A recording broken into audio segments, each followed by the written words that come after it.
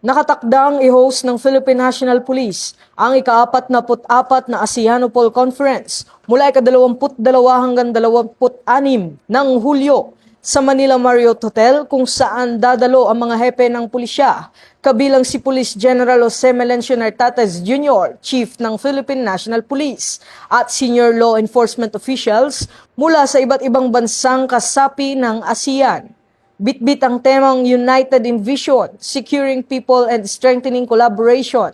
Tatalakayin sa pagpupulong ang pagpapalakas ng kooperasyon laban sa transnational crimes, cybercrime, human trafficking, illegal drugs at iba pang banta sa seguridad sa rehiyon. Ayon kay PNP Chief, handa ang PNP sa pag-host ng mahalagang pagtitipon bilang pagpapakita ng matibay na ugnayan at kooperasyon ng mga pulisya sa Southeast Asia.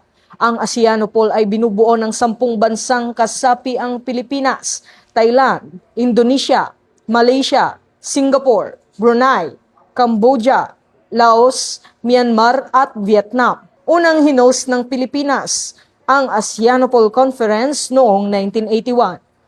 Mula rito sa PNP National Headquarters, ako ang inyong PNN correspondent, Patrolman Don Brosas, alagad ng batas, tagataguyod ng Balitang Pulis.